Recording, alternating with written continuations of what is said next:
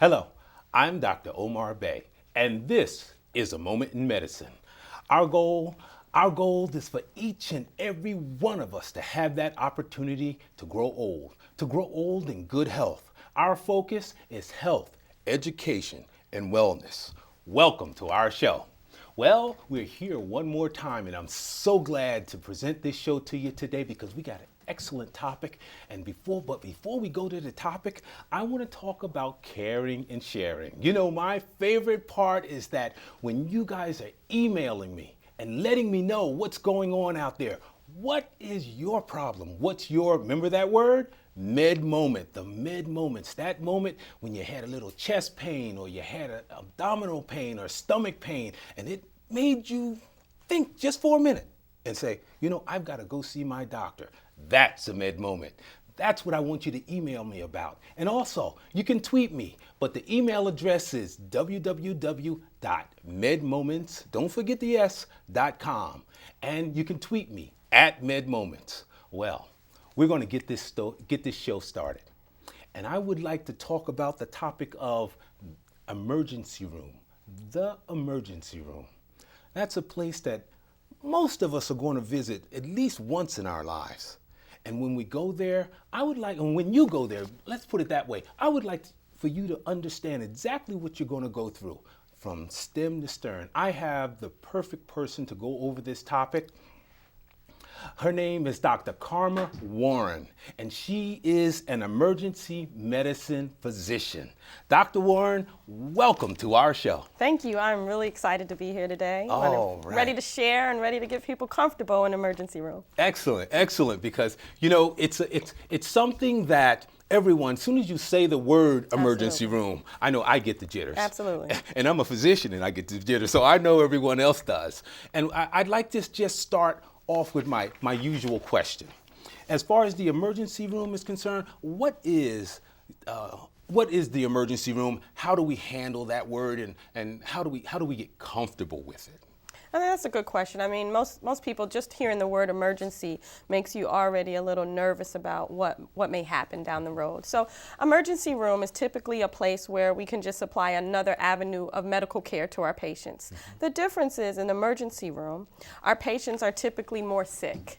And that's hence the word emergency. They need some emergent care. So you have a couple of levels in the emergency room. We have the patient who kind of needs a little care. We can see them, take care of them. And then you have the patient that I need to take care of immediately as soon as they hit the door. Right. And then you kind of have the patient that you can quickly take care of and get them in and out. But it's a quick access to medicine, but also for those that are really, really sick. Alrighty.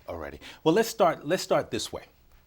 I know that there are different stages that you have to go through as far as the emergency room is concerned. And usually when people come in, they're not feeling their best. No. So they don't want to go through that first stage, second, third. I want to see the doctor now. That's right. You know what I mean? Right. But there has to be some order in the emergency room for it to work properly. I know that a scenario is probably the ambulance comes up to the door and then everybody's running around and grabbing and putting the patient on the stretcher and running them in. I know that's TV. It probably happens once in a while, but most of the time that's TV. Tell me about this word called triage.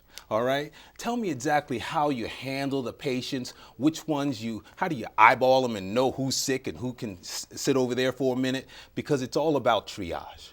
I'm really glad you asked that question because I think that's one of the issues that you find with most of the patients that come to the emergency room is that they don't really understand how quickly they should be seen. Right. So you have someone that will come to the emergency room for something like a cough, and then you'll have the person who comes to the emergency room with a stroke, a heart attack. And so there is a priority system on how critical the patient is. So the first thing you look at when the patient comes to the door is, what is their complaint? Is it something that is ominous, meaning are they going to have something where in the next few minutes they could go downhill? Second, are their vital signs stable? So if I'm looking at their heart rate, their blood pressure, how many times they're breathing, and what's their oxygen level, that also places them in a different category. So the very sick are often seen immediately. And so you may have come to the emergency room 5 o'clock. Right. And you're sitting in the waiting room to be seen, and then someone comes in who's more sick at 6 o'clock, and they go to the back before you. And a lot of times patients don't understand that because they think it's based on how soon I arrived in the emergency room. But really it's how sick you are, how your vital signs are, and how we expect your outcome of us to take care of you in a medical capacity. Right, right. Do you find that there are some patients that come to the emergency room with problems that probably could be handled in a doctor's office? Absolutely. As opposed to, like if I have a hangnail, and well, to me, a hangnail is a big problem. I'm going to tell you the truth. I'm in the emergency room, but a hangnail, you know, and I'm exaggerating about that, but there are certain things that you could go to your doctor and see. I mean, I think most times we all think whatever's going on with us is really important, and I never want anyone to think what's happening with them isn't important. Right.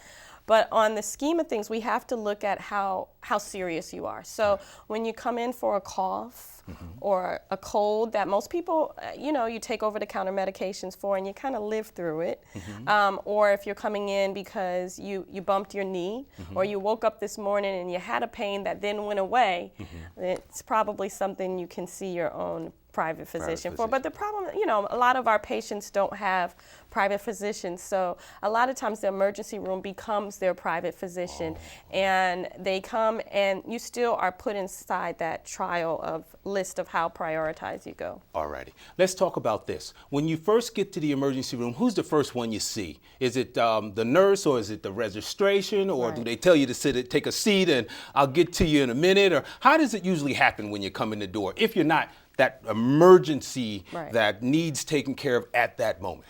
Okay, so the typical patient that comes to the emergency room, the first thing you do when you come in is you sign in. You'll get a number. And from there, depending on how busy you are, you may wait maybe 5 or 10 minutes, and then the next person you'll see will be the nurse. And the nurse at that time will triage you immediately because she needs to assess whether I need to bring you back to the emergency room immediately, or you can wait for the next patient as your turn is based on the number. The third person you will see will then be registration before you're taken to the back. Oh, okay. So the nurse actually assess you to see if you're really sick so that you don't miss anybody. Absolutely. So have somebody really sick sitting out there that should be in the back. We never want to have anyone sitting in the waiting room that's sick that needs to come back. And nurses are trained to see for those critical signs to make sure that patients aren't waiting. Excellent. And that's the problem. You know, patients think that they're more sick than they are, but we know we're looking for certain things that we can't leave you out there for. We wouldn't want to do that. Right. When you say registration, what is that all about? That's the point where they take your name, your private information about where you live, your address, your insurance card, and so forth. Now, mind you, in emergency medicine, we don't look for you to pay immediately upon coming to the emergency room. Right. That's not part of the process by which we see who's seen first over anybody else. That's just for billing purposes. It has nothing to do with whether we take you or not. But they definitely get that information so that we know maybe you were seen in our ER 2 weeks ago or a month ago, and that automatically triggers the system to say, hey, this is this medical history on this patient, so we have that information ready for us. Okay.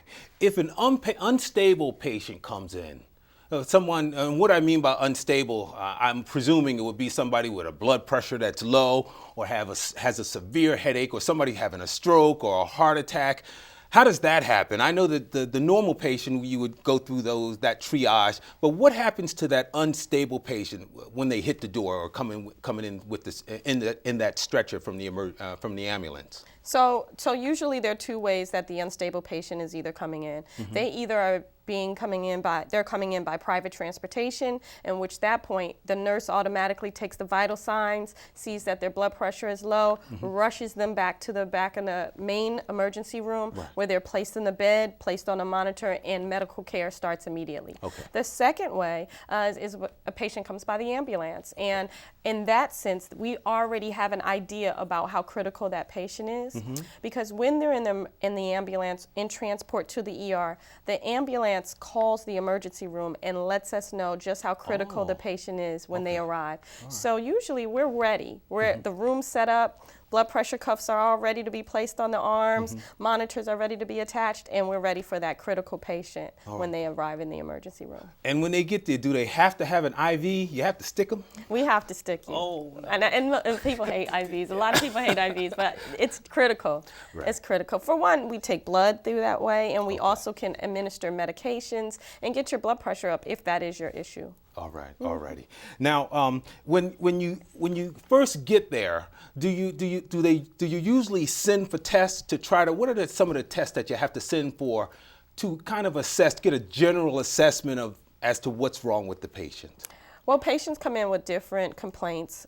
So battery of tests are ordered based on what we kind of think your diagnosis is. Okay. And we come up with a diagnosis of different diagnosis, which we call differential diagnosis. So our tests will base on trying to eliminate each one for what your diagnosis would be. Okay. So blood tests could involve checking your liver, checking your kidneys, checking your heart, also checking your pancreas. We also do x-rays. If we think you have a pneumonia, we can check on the x-ray to see if you have any type of things happening in your lungs. We can also do x-rays of your abdomen so we can see how your food is moving through. Right. We also do even higher tests, CAT scans, and this is just a higher level of radiology where we can do scans to look deeper in the tissues, and MRIs, looking at the brains to see if they have a stroke, looking at CAT scans to see if they have stroke, and these are all just a battery of tests between blood work and radiographs that we order so we can try to find out what's happening with the patient. Okay. Now, I know that the nurses assess the patient initially, and then you have the registration. But when you get there are some things that I'm sure the physician will ask, like things like past medical history and things like whether you have allergies and do you smoke and stuff. What's the reason that you have to get that detailed in your history as a physician?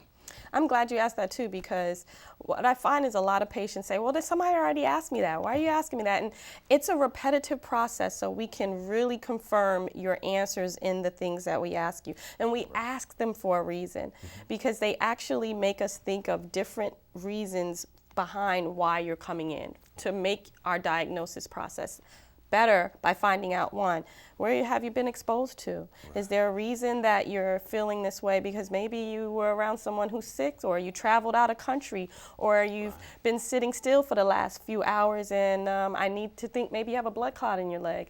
I need to find out, do you drink every day? Do you smoke every day? What are you doing on your job? What kind of occupational hazards do you have? I need to find out, what's your family history? Do you have cancer in your family? What kind of information can I have? It's just like a puzzle. In the emergency room, I'm trying to get this puzzle together, and how can I put all the pieces to make this fit for my diagnosis? And that requires me to get all kind of history. And I know sometimes people get a little offended because you're asking so many questions, really it's for me to try to find out within 15 minutes. I mean, you only have a small period of time for me to find out what's wrong with you. You're telling me something I've never seen you before, and you're giving me a complaint. And so within these few minutes, I've got to figure out what's wrong with this patient. And so these questions are so we can arrive at the best diagnosis for you. Okay. Tell me about this. You've asked all the questions. You've sent away some blood tests, and it all comes back negative.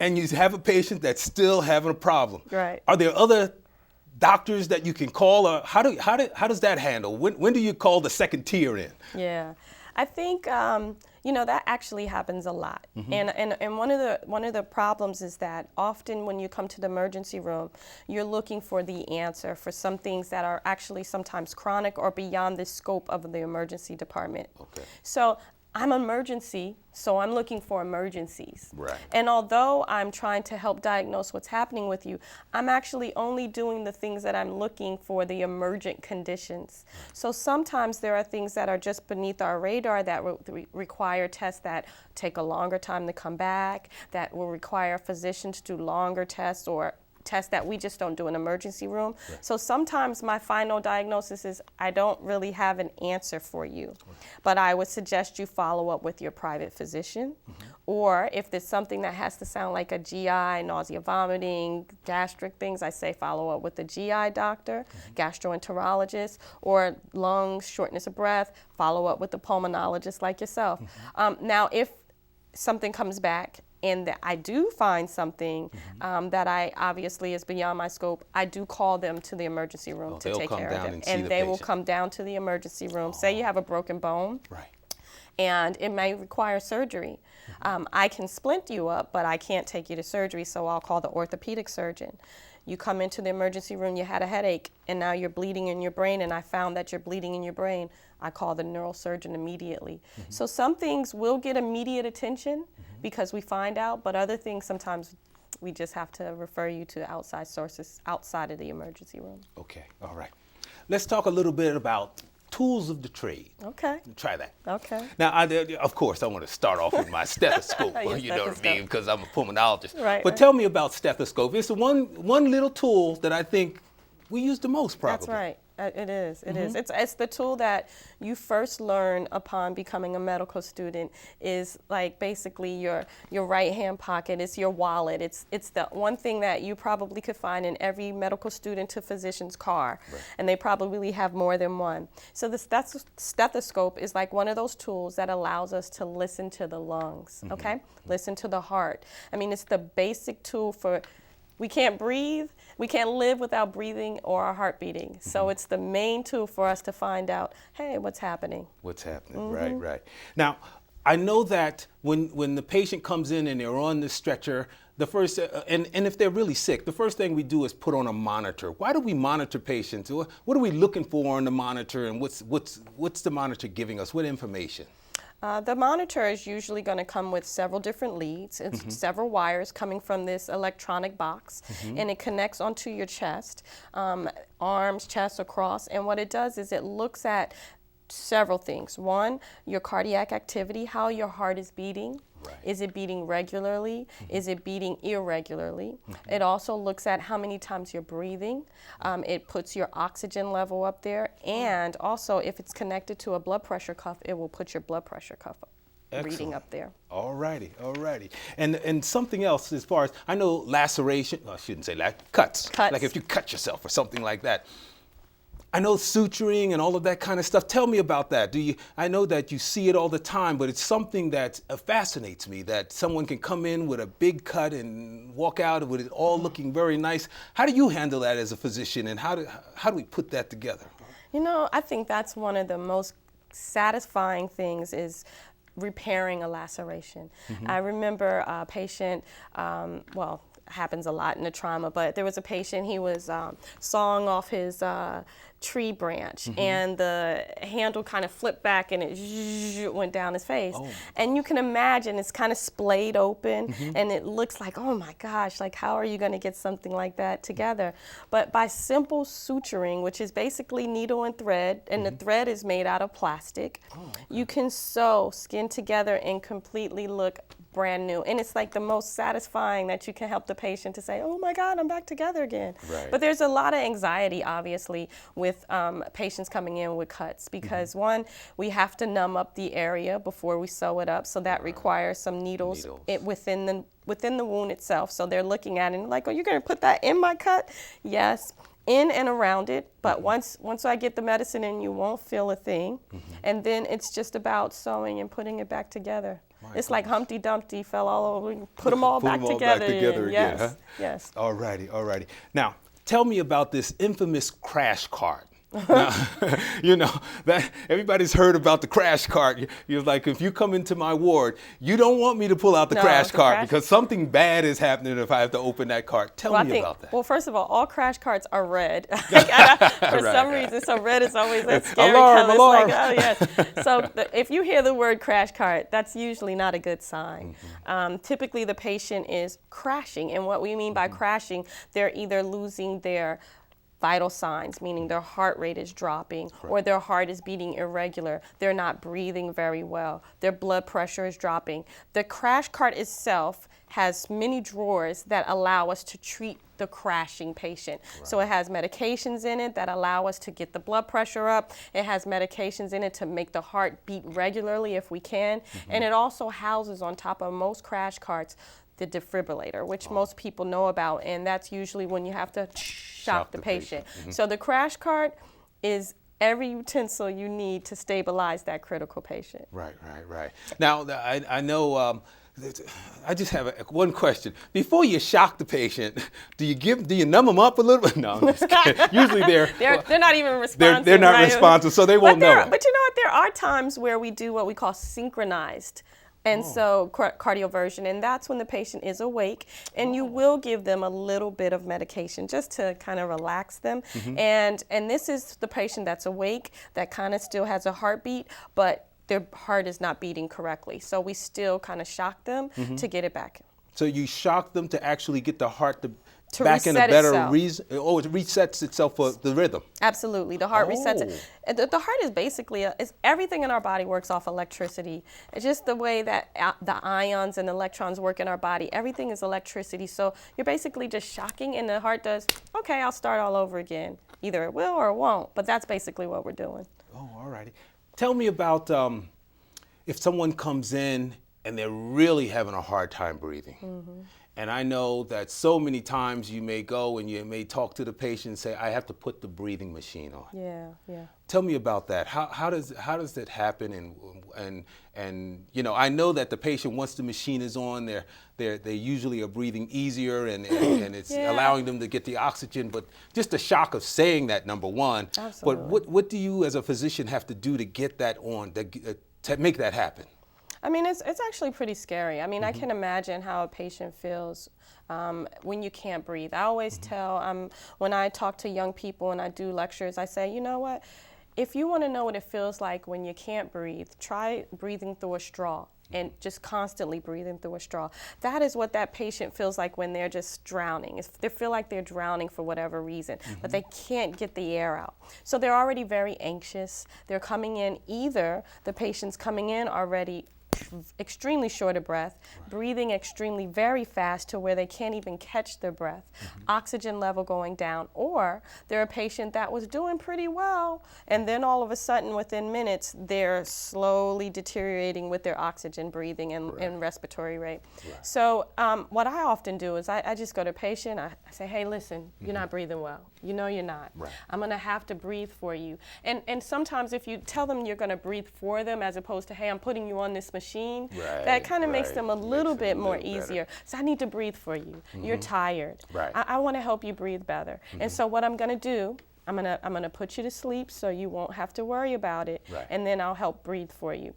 And at that point, we sedate them and we put what we call a endotracheal tube into their throat, and we knock them out and let the machine breathe for them because they just really get tired and can't take it anymore. So they don't know that. They don't know what's happening. No, but you tell them beforehand, sedate them, let them fall asleep, and then they go. But I mean, there are times where it's a crash intubation. And again, pulling out that red crash cart, but just giving them medications right away so that you can intubate them and you don't really have time. Because most people, by the time they're breathing where you need to emergently intubate someone, they're usually not even mostly conscious enough to understand what's going on. Okay.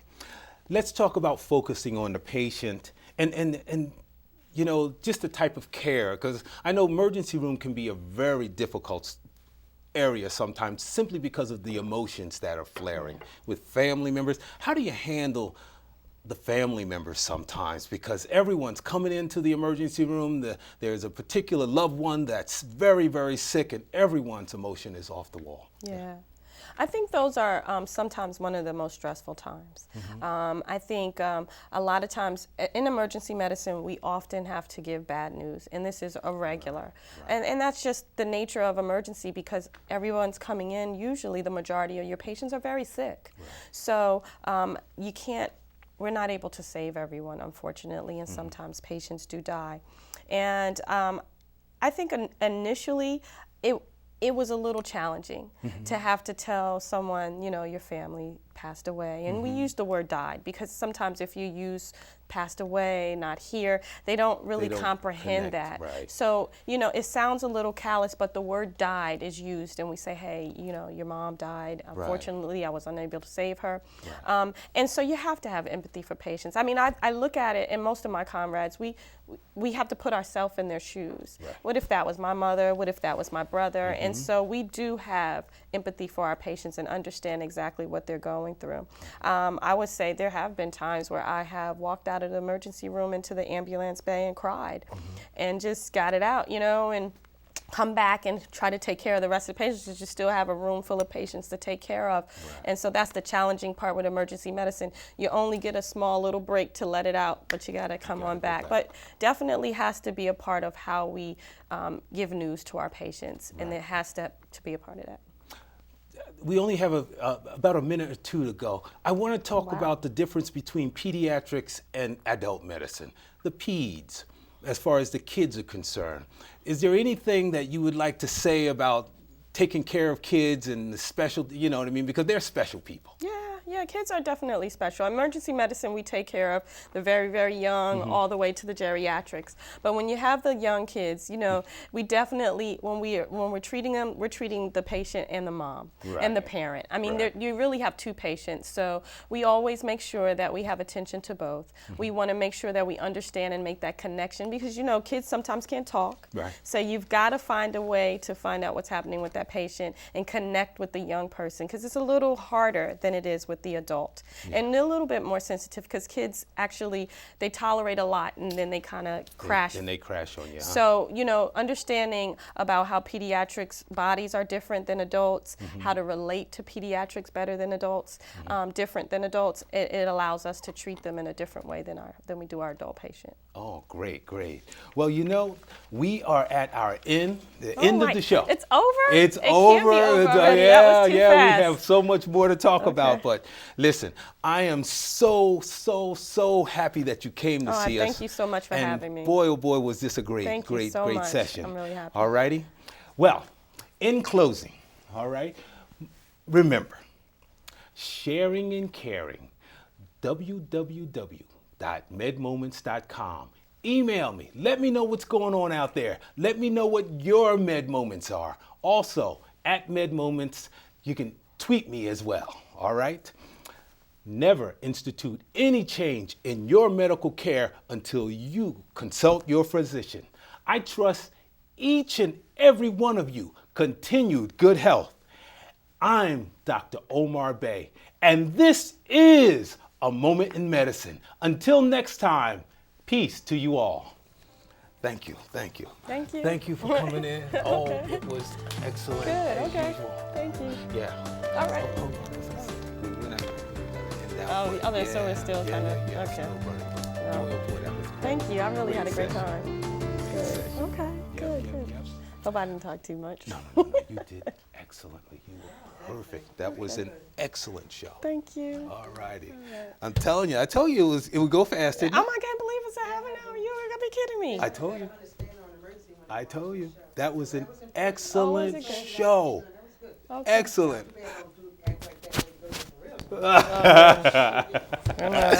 Listen. Let me tell you. Very good. Let me tell you, it's but I'm going to tell you the truth. We've had good shows. I mean, the shows have been good, right? I mean, just excellent. You'd be surprised how most of our practices. That's it. About 90%. That's because we care about our patient. We do it for that reason. So when I get this website up, people go be looking. They're going to say, where all these black physicians come from?